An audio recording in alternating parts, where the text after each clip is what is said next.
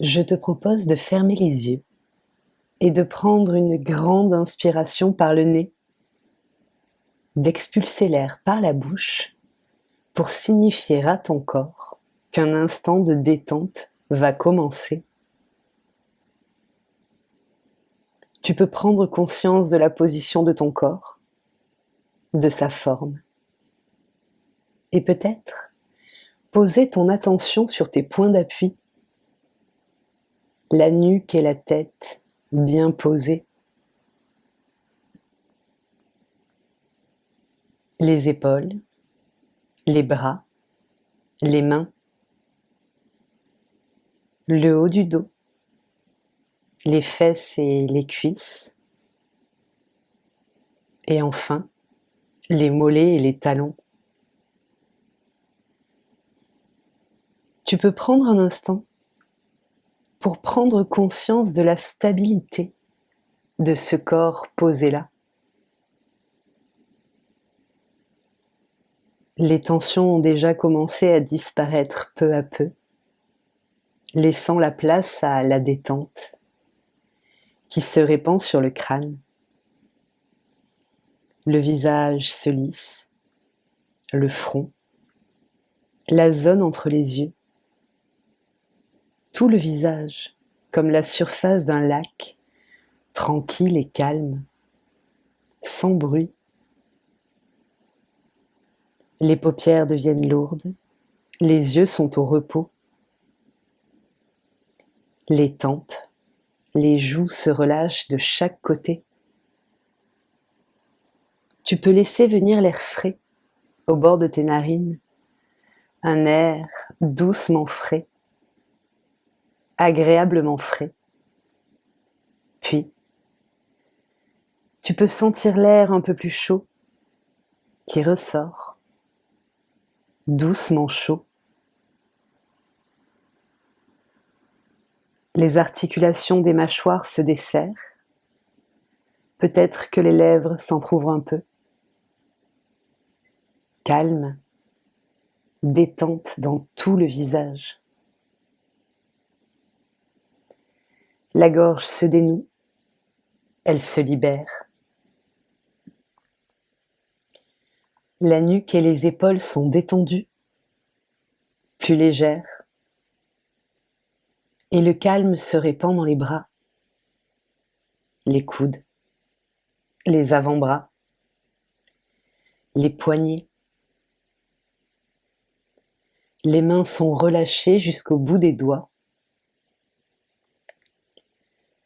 Ta respiration est libre, comme une vague qui atteint le sable et repart, tout aussi tranquillement et sûrement qu'elle est venue. Sur l'expire, la vague repart au large et sur l'inspire, elle revient sur le sable.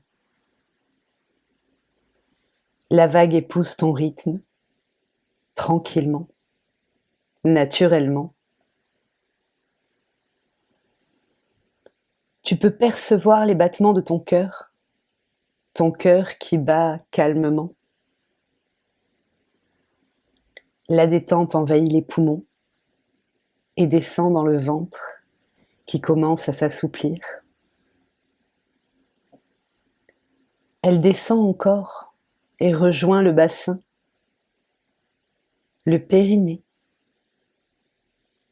puis remonte dans le dos qui se relâche. La colonne se détend doucement.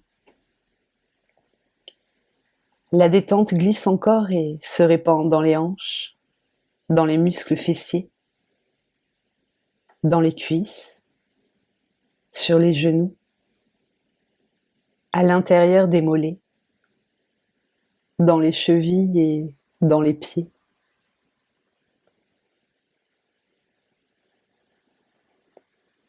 Si tu le souhaites, tu peux prendre conscience du confort que peut offrir un corps détendu, relâché.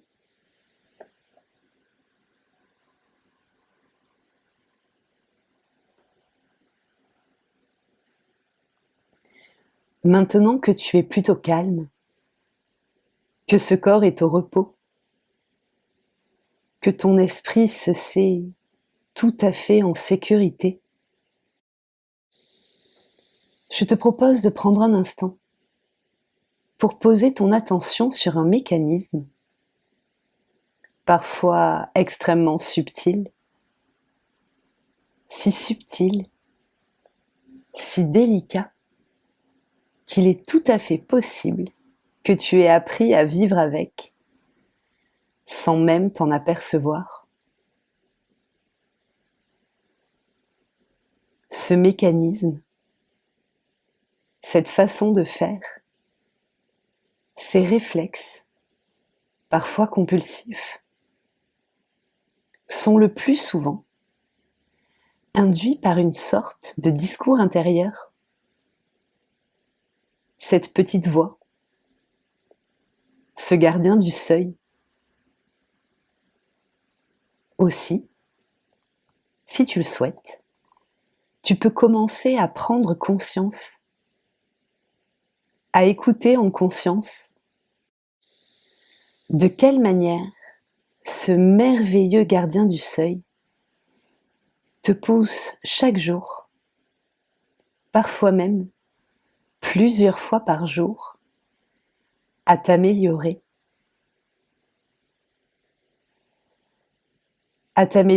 systématiquement,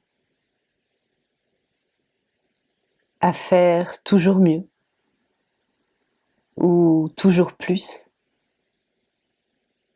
et parfois même les deux à la fois.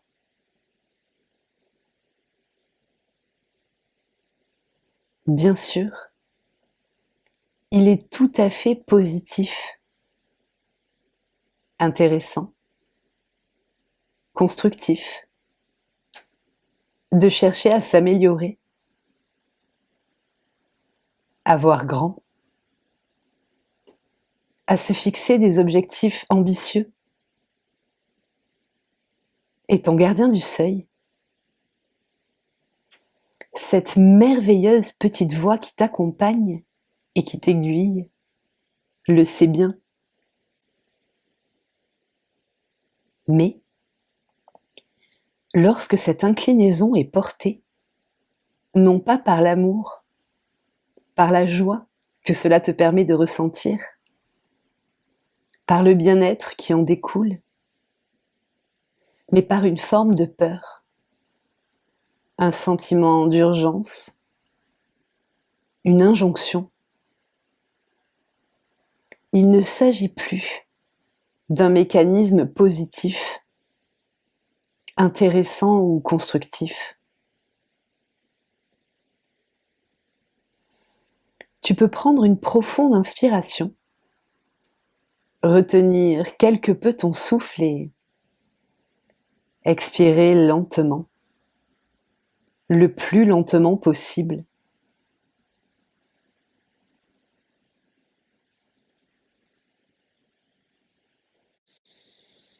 Afin de mieux comprendre ce mécanisme,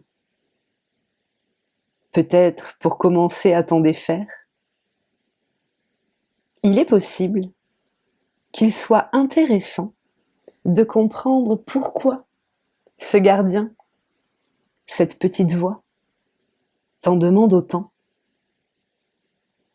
Pourquoi est-il si exigeant ?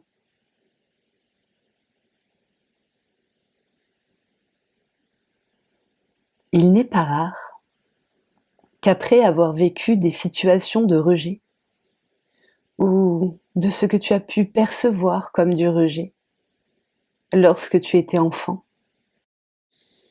si petit, si vulnérable, après que se soit installée cette blessure si douloureuse, si prenante, si invalidante, cette blessure qui te susurre à l'oreille que tu n'as pas de valeur. Il n'est pas rare que le gardien du seuil se soit mis en tête qu'il t'était tout à fait possible de cacher cette blessure et peut-être même de la faire disparaître en faisant des choses en les faisant suffisamment bien, en les faisant si bien, si parfaitement, que les adultes qui t'entouraient et dont tu cherchais la reconnaissance, l'amour, l'affection dont tu avais tant besoin, s'apercevraient que tu méritais tout cela. Et, avec l'objectif d'obtenir enfin cette attention nécessaire, ton gardien du seuil s'est mis à t'encourager. Merveilleux gardien du seuil. Si tu le souhaites, tu peux prendre un instant pour mesurer à quel point ce mécanisme, cette stratégie mise en place, est fondée sur un grand amour pour toi.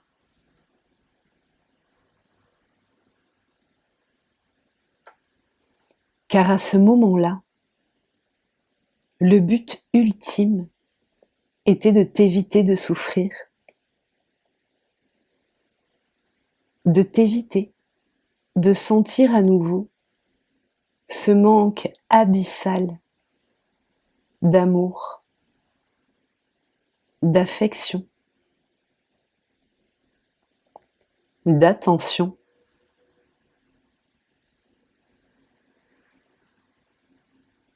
Tu peux tout à fait remercier ce gardien du seuil pour tout ce qu'il a fait pour toi.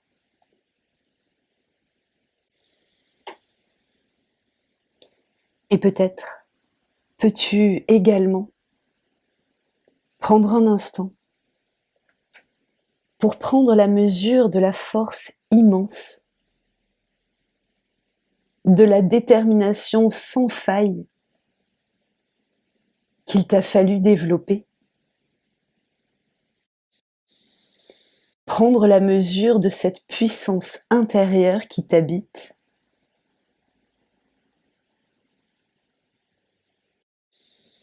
Remercie-toi pour cela. Tu es remarquable.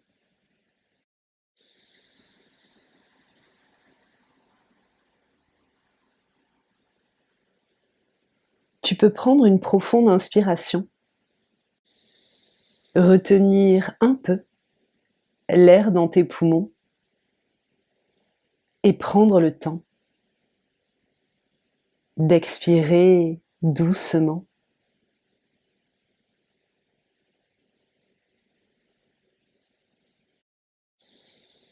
Bien sûr, cela n'a pas fonctionné.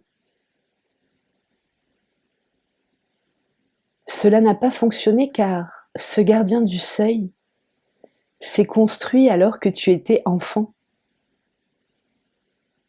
Et à ce moment-là, tu ne pouvais pas entrevoir que ce manque d'attention, ce manque d'amour, d'affection, de reconnaissance n'était pas présent à cause de toi. Ce manque n'était pas présent parce que tu ne méritais pas d'être aimé. Ce manque n'avait rien à voir avec toi. Tu n'en es pas à l'origine.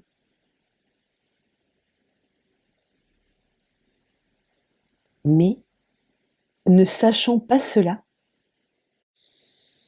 tu t'es évertué à devenir le plus parfait possible, le moins critiquable possible, le plus juste possible, le plus méritant possible, le plus performant possible.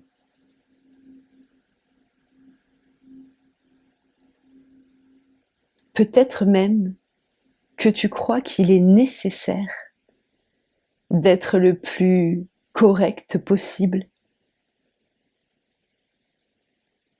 de n'avoir aucun problème, et si tel était le cas, de les gérer seul.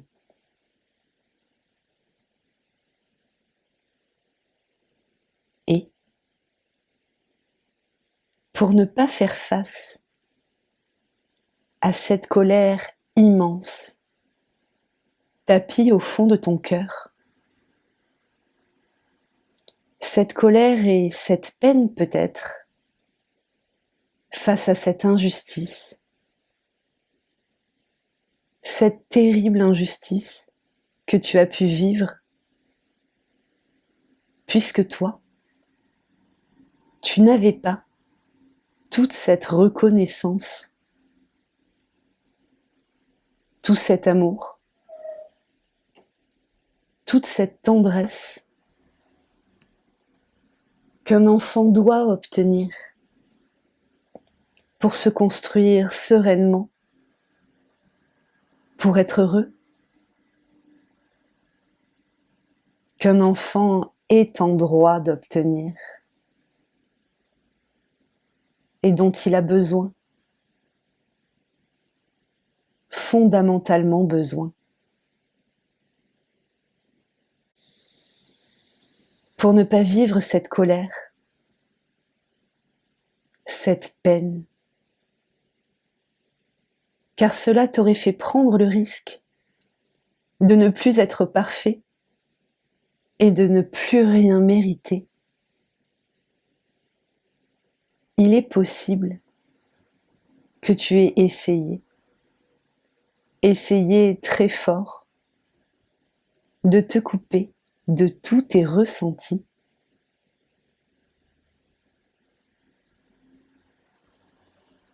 Tu peux prendre une profonde inspiration,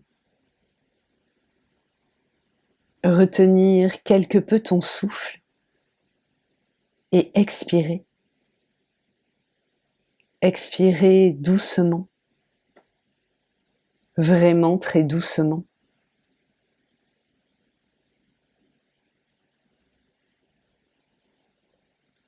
Afin de commencer à soigner cette blessure, peut-être peux-tu un instant connecter avec cette injustice, juste un instant.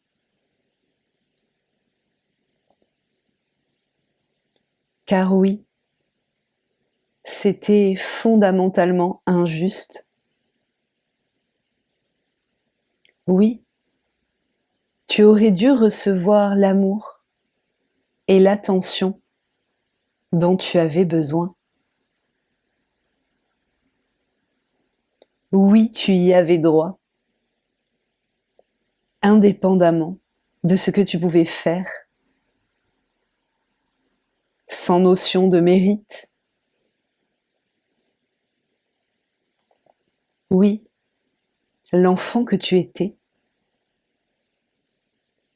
la personne que tu es aujourd'hui est digne d'amour, d'affection, de reconnaissance, sans avoir besoin de le mériter,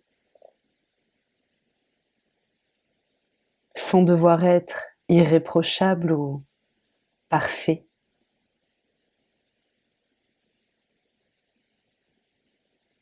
D'ailleurs, il est fort probable,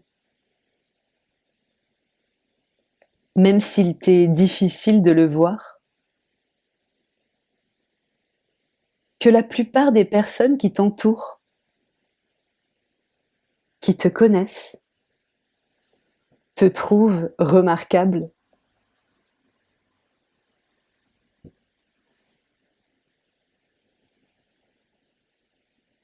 Tu peux prendre une profonde inspiration, retenir cet air dans tes poumons et expirer lentement, le plus lentement possible.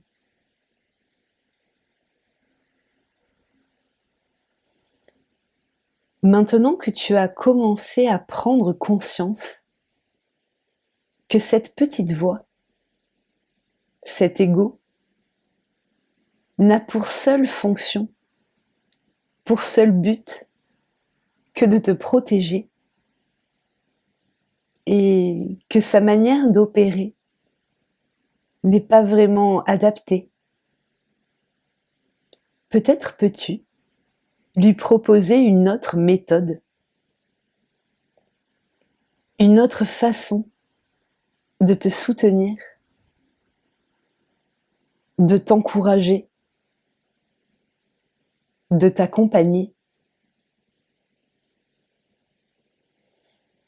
Tu peux tout à fait lui indiquer ici et maintenant ce que tu attends de lui. Et peut-être peux-tu commencer par ne plus te demander de toujours faire du mieux possible et d'accueillir ton imperfection. Peut-être même commencer à y voir quelque chose de joli, de vivant, d'appréciable, quelque chose d'humain.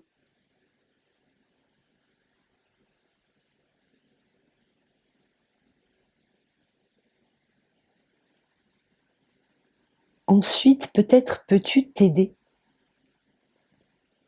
te féliciter pour tout ce que tu fais,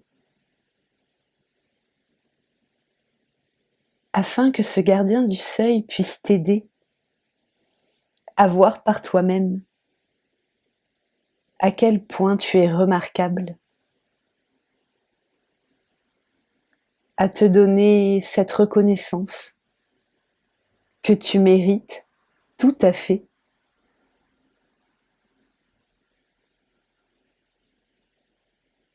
Peut-être peut-il t'autoriser et même t'encourager à prendre du temps. À prendre du temps pour rien, simplement parce que tu en as envie.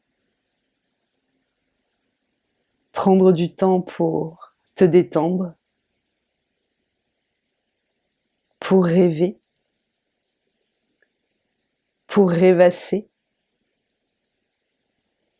Du temps pour connecter avec la vie. Du temps durant lequel tu ne t'améliores pas, tu ne construis pas, tu n'attends pas, avec la conscience que c'est bon pour toi, que tu as le droit de profiter de ton temps.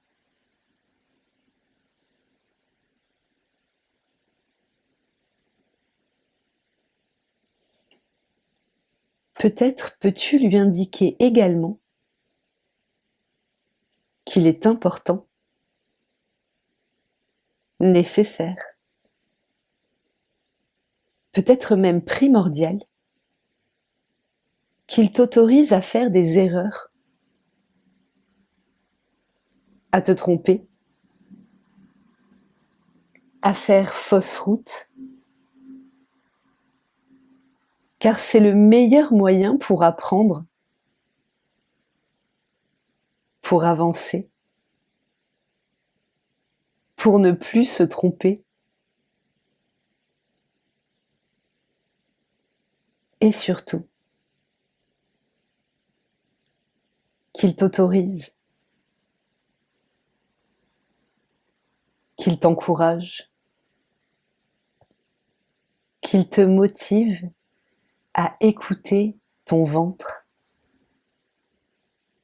ton cœur, ton corps peut-être, tous tes ressentis, tes émotions,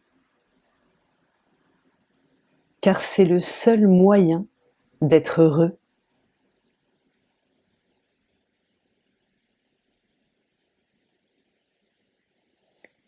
Bien sûr,